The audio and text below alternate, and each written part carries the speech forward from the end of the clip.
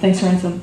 We're just going to head down the line here. So our next reader will be Robin Sloan.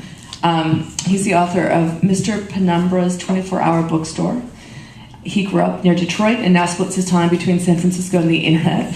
From 2002 to 2011, he worked for at Pointer, Current TV, and Twitter. And I just want to say that you kind of mentioned Litquake in your book, don't you? There's some part where you say a San Francisco Literary Festival. That's right. We at Litquake office, we're like, like, yay, we're in the book. So thank you. Here's Robin Sloan. Yes, there's all sorts of San Francisco cameos in this book, which is a very San Francisco book. I have to just interject or sort of insert this aside. This is my first novel, and therefore, it has been my first time doing readings and learning about all the sort of ins and outs of this business. And one of the things that I've learned is that I just sort of saw over Ransom's shoulder that he has the same thing. You have your reading copy, which is all marked up and sort of annotated in the parts that are hard to say. The little tongue twisters are just like, no, skip that part. Or the parts that don't make any sense, or the things that give other plot points away. Does anyone collect those? I feel like that would be such a collectible thing. The super strange marked up reading editions. Okay, so this is a San Francisco story, at least in the beginning. Our narrator and protagonist has been unemployed for quite some time. He was a laid-off designer in that great sort of 2000-2009 implosion, and he finally found a new job, chronicled charmingly in the beginning, at a 24-hour bookstore somewhere between North Beach and Chinatown. Imagine a strange alley, maybe down the street from City Lights, and you take a wrong turn, or maybe a right turn, and you find this weird place, and it's open at all hours of the day and night. So he's been working there for a little while, and he's just starting to kind of suss out what's actually going on. He works the night shift at the 24-hour bookstore.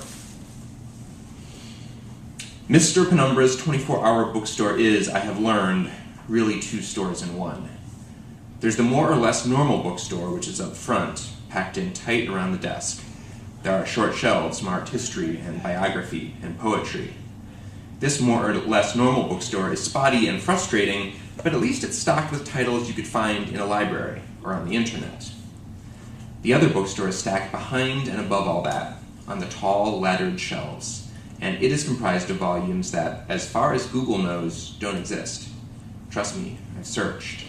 Many of these have the look of antiquity, cracked leather, gold leaf titles, but others are freshly bound with bright, crisp covers. So they're not all ancient, they're just all unique.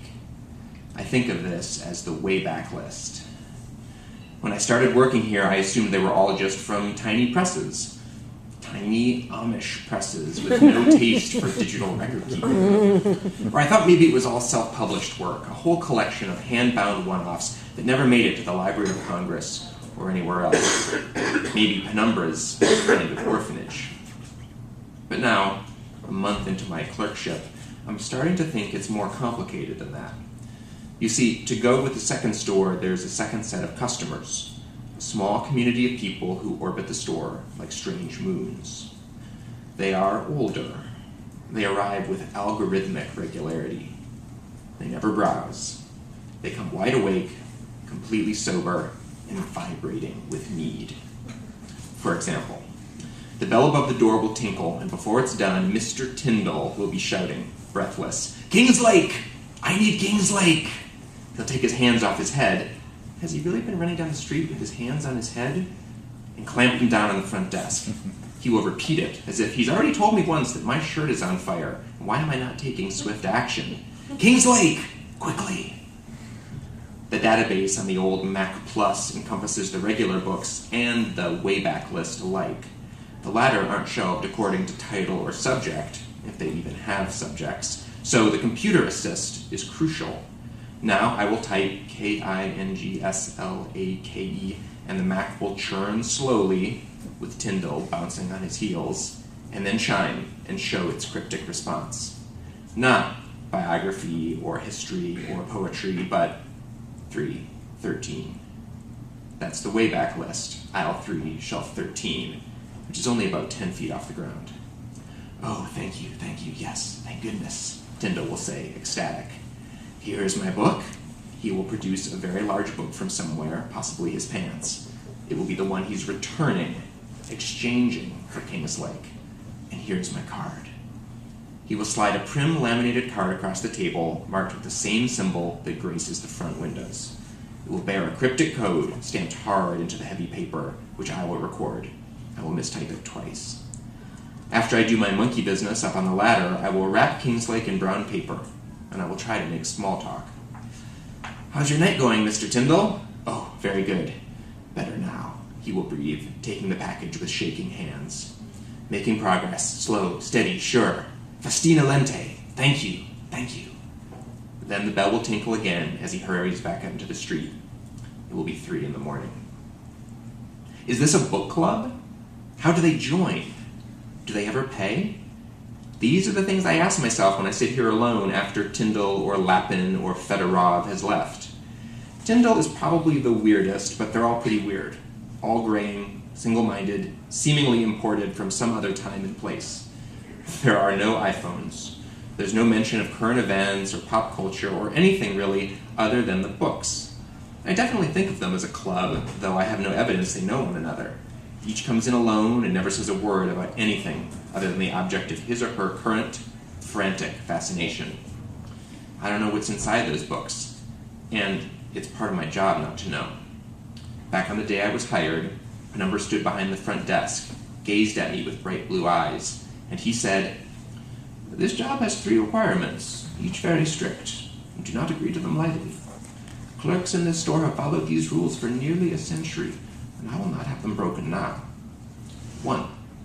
You must always be here from 10 p.m. to 6 a.m. exactly. You must not be late, and you cannot leave early. 2. You may not browse, read, or otherwise inspect the shelved volumes. Retrieve them for members. That is all." I know what you're thinking. Dozens of nights alone, and you've never cracked a cover? No, I haven't. For all I know, Penumbra has a camera somewhere. If I sneak a peek and he finds out, I'm fired. My friends are dropping like flies out there.